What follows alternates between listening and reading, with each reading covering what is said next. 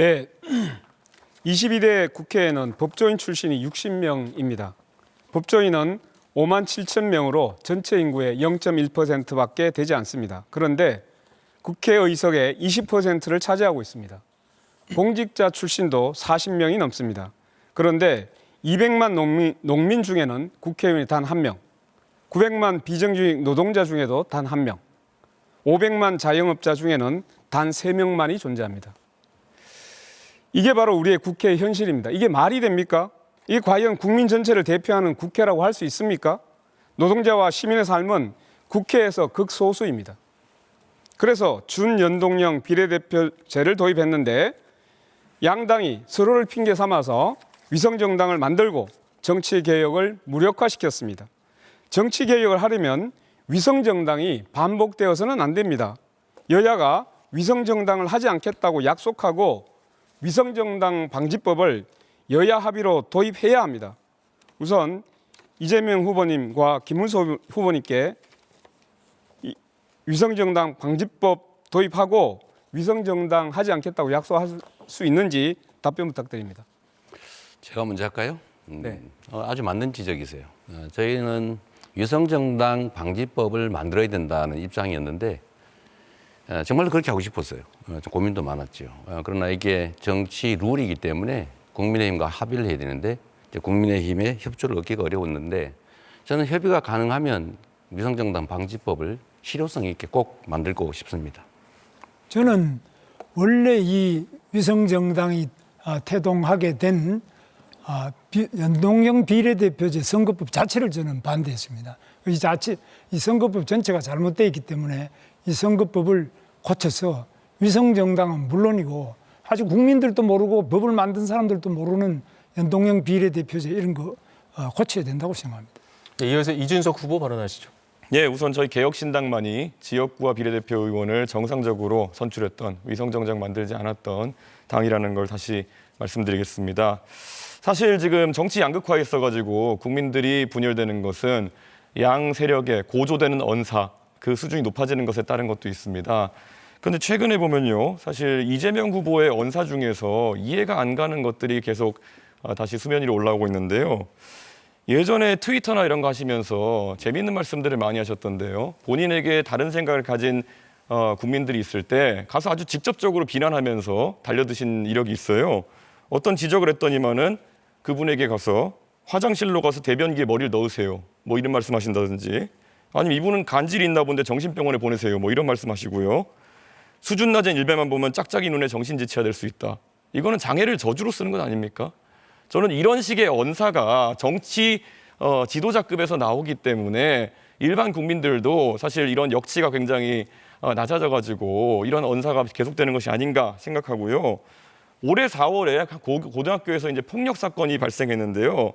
가해자가 피해자에게 했던 욕설인데 너희 어머니의 뭐 중요 부위를 어떻게 찍겠다 뭐 이런 얘기를 했다는데 저는 냉정하게 말해가지고 이거 누가 만든 말입니까? 저는 이렇게 이재명 후보 욕설을 보고 따라하는 거 아니겠습니까? 오늘 이 자리에서 사과하실 의향이 있는지, 그리고 이런 언어가 고조되는 것에 대해 가지고 어떤 대책이 있으신지 궁금합니다. 일단은 저의 부족함에 대해서는 그간에 수차 사과 말씀을 드렸고 뭐 다시 사과드리겠습니다. 그리고 그 말은 제가 한 말이 아니고 우리 형님이 어머니한테 한 말인데 그런 소리 하는 걸 왜 안 말랐느냐라고 제가 좀 과하게 표현한 것이었다는 설명을 좀 드립니다. 저한테 발언권이 이제 생겼으니까 제가 좀 시작해 보겠습니다. 오늘은 저는 가급적 김문수 후보님과의 논쟁을 좀 끌어가고 싶어요. 제일 중요하니까요. 이 시대의 가장 중요한 과제는 역시 내란 극복이다, 그런 생각이 듭니다. 윤석열 대통령은 권력을 독점하겠다, 자신들의 부정비리를 막겠다, 이런 일념으로 계엄을 선포했죠. 결론적으로 한번 물어보겠습니다. 계엄 해제를 우리 국민의힘 의원들이 대부분 참여하지 않았어요. 계엄 해제했어야 된다고 보십니까? 하면 안 됐다고 보십니까? 계엄 해제를 빨리 해서 바로 해제가 됐지 않습니까? 아니, 제 말은 그런 결과를 묻는 게 아니라 본인이 그에 대해서 어떤 입장이냐. 계엄은 해제됐어야 된다. 저는 계엄 자체를 아주 원칙적으로 반대하고요. 제가 계엄에 대해서는 뭐 누차 지금 72년도 유신 때도 계엄 때문에 피해를 받고 80년에도 50 때도 제가 계엄 때문에 삼천교육 대상자가 됐습니다. 계엄은 저는 절대 반대고 계엄 해제는 뭐 더 말할 것도 없이 있을 네. 수 없는 거죠. 제가 몇 바로 가지 더 해제해야죠. 물어보겠습니다. 예. 우선은 그 국회에서 국무위원들 사과할 생각 없느냐, 기립해서 사과해라 그랬을 때 유일하게 일어나지 않으셨거든요. 사과할 생각이 없었던 겁니까? 그런 방식의 사과도 아니고 그냥 그거는 일종의 그런 군중 재판식으로 그 어떤 국무총리를 불러내 가지고 소영교 의원이 사과를 하라 그러면 사과를 했는데 저를 국무총리가 4번이나 했습니다. 사죄의 절을.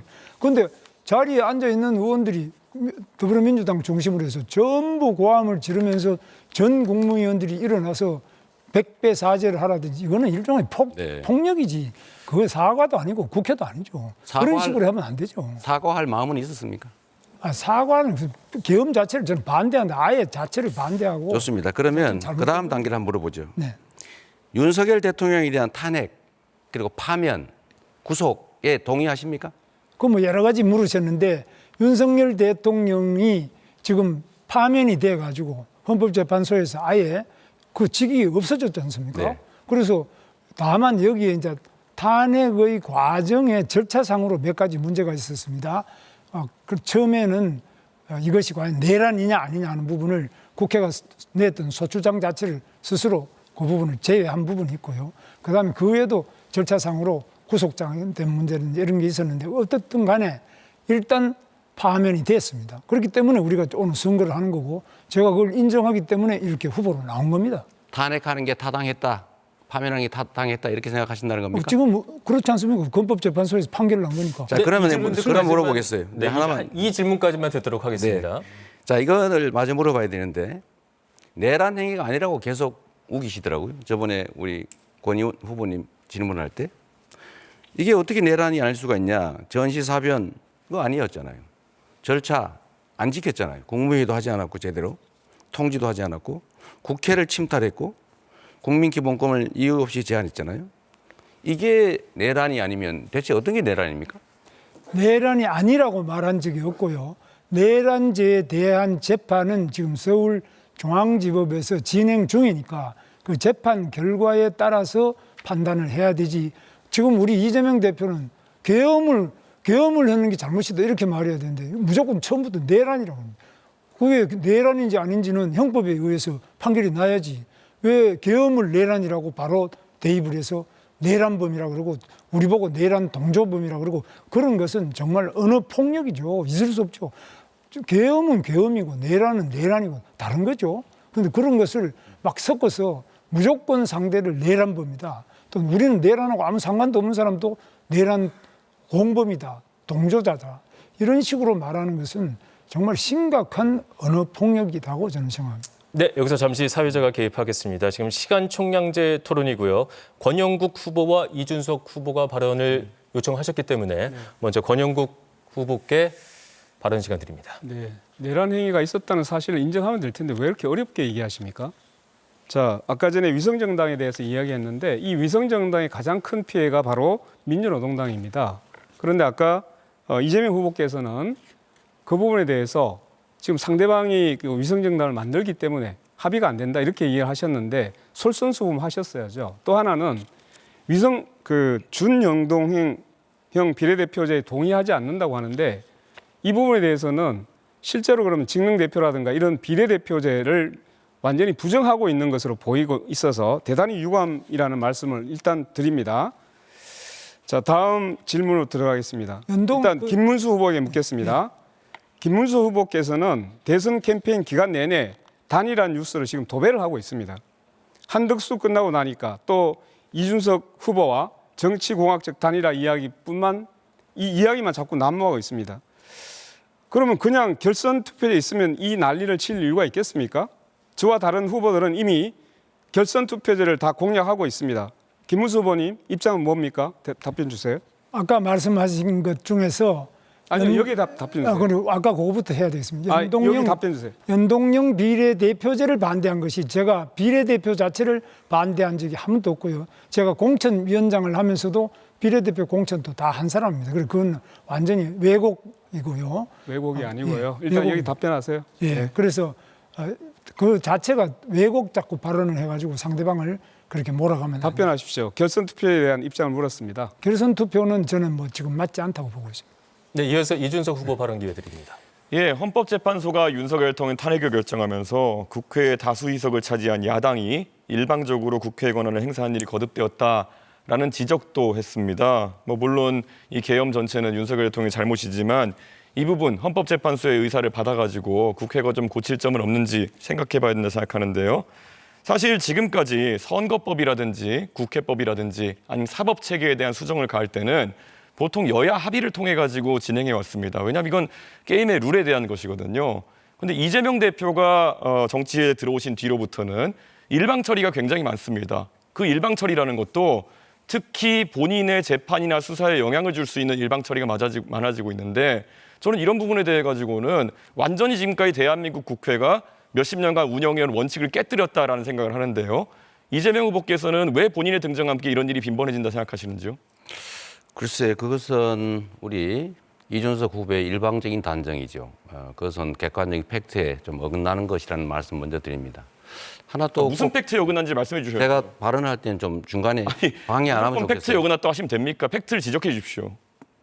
그래 할 때니까 좀 기다리세요. 얘기를 하려고 하잖아요. 예를 들면 저번 토론회 때 중국발 미세먼지에 일본의 영향이 2%밖에 안 된다 이렇게 얘기하셨는데 그 한 24% 된다는 공식 통계가 있잖아요. 그래 엉터리로 자료를 가지고 주장하시면 토론이 잘 안 된다.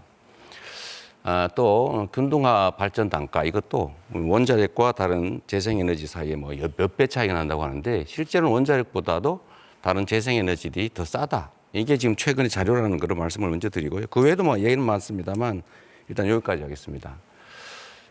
일방적으로 통과된 게 더 많다. 저는 거부권 행사한 사례가 더 많다. 이렇게 답을 드리도록 하겠습니다.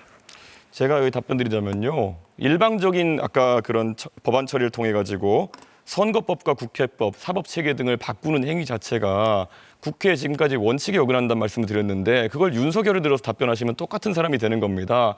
그리고 아까 균등화 발전 단가에 대한 부분 같은 경우에는 서남해안 풍력 발전에 대해 가지고 300원 정도 된다는 제 지적이 틀렸습니까? 그거는 우리나라는 아직 규모의 경제가 확립되지 않은 단계라서 규모화가 이루어지고 대규모 발전을 하기 시작하면 단가가 추세적으로 떨어진다. 이 말씀 드린 거예요. 틀린 게 아니네요, 그러면. 아니죠. 지금 그건 단계는 얼마입니까, 그러면? 예측하고 있는 전체 평균 단가는 매년 달라지고 있어요. 얼마로 계속 예측하십니까? 제시해 주십시오. 제가 보기로는 유럽 기준으로 하면 50원, 70원 이런 정도까지 충분히 떨어질 수 있습니다. 대한민국의 서남해 풍력 발전 단가가 50원까지 네, 떨어진다. 저는 가능하다고 봅니다. 자, 권영국 후보가 발언 신청했습니다. 권영국 후보 발언하시죠. 네네, 아까 자꾸 끊기는데요. 예, 이재명 후보께 질문드리겠습니다. 그 결선 투표제 공약으로 발표를 했고 지난 네. 대선 때도 했었죠. 네, 그렇습니다. 네네. 그러면 내년 지방선거 단체장 선거부터는 결선 투표제를 실시한다는 거 맞습니까? 글쎄요, 이게 지방선거까지 확장할 수 있을지는 좀 생각을 깊이 해봐야 되겠습니다. 아니 결선 지금 투표제가 제가 되면- 말씀드린 거는 네. 헌법상의 대통령 선거에 관한 결선 투표를 얘기한 것이었습니다. 네. 네, 그래서 생각해봐야 되겠어요. 네네. 연이어서 묻겠습니다. 네. 이재명 민주주의 성평등의 핵심은 의회에서 네. 성별의 동등한 대표성을 보장하는 것입니다. 네. 국가인권위에서도 공천할 때 특별 성별이 60%를 넘지 않게 하라고 권고한 바 있습니다. 네. 그러나 현재 지켜지지 않습니다. 20대 국회 여성 비율은 20%, 60명에 불과합니다. 역대 최다인데도 OECD 평균 33%에 한참 못 미칩니다. 네. 현재 성평등 공천 규정에 강제성이 없습니다. 저는 지역구 공천에서 여성을 최소 30% 이상 공천하지 않으면 정당 국고보조금을 삭감해야 한다고 생각합니다. 최소한 그래야 지켜지지 않겠습니까? 라는 게 제 생각입니다. 네. 후보님, 여기에 대해서 어떻게 생각하시는지 답변 뭐 부탁드립니다. 그것도 유용한 방법일 수 있겠죠. 뭐 여야가 합의하면 전 충분히 해볼 수 있다고 생각되는데 글쎄 지금 단계에서는 아마 그 숫자를 채우는 게 현실적인 어려움이 좀 있어서 많은 노력이 좀 필요할 것 같아요. 좋은 제안이시긴 합니다. 네, 방향도 맞습니다. 그런데 이제 이재명 후보께서 답변이 검토는 하는데 계속적으로 나중으로 밀리고 있어서 그럼 과연 지금 할 수 있는 게 뭔지를 저도 굉장히 좀 의문스럽습니다. 네, 네. 알겠습니다. 제가 그 답을 잠시만요. 제가 좀- 이재명 제가 답을 제가 아무도 답까지 아무도 안 듣고 했습니다. 나서 그러면 제가 이준석 아무도 후보 안 발언 신청을 했기 때문에 발언 신청이 좀 늦었습니다. 아무도 안 김문수. 했습니다. 먼저 네, 제가 그 다음에 드리도록 하겠습니다. 발언 순서는 먼저 신청한 네. 후보께 먼저 드리게 되어 있습니다. 때문에 이재명 후보 답변을 듣고 이준석 후보 답변을 말씀을 듣고 그 다음에 김문수 후보께 드리겠습니다. 말씀하시죠. 네, 이게 특정성, 그러니까 소수성이 30%, 40%를 넘어야 된다라는 일정한 기준을 정하고 강제력을 부여하는 것은 좀 다음 단계에서 저는 충분히 검토해야 된다고 생각합니다. 우리 김문수 후보께서 제가 소수성을 성소수라고 잘못 표현한 그걸 꼬투리 잡아서 제가 소수성을 30% 할당한다고 얘기한다고 저를 비난하시던데 그건 한참 몇 년 전에 다 해명한 거니까 앞으로는 좀 그러지 않으시면 좋겠고요.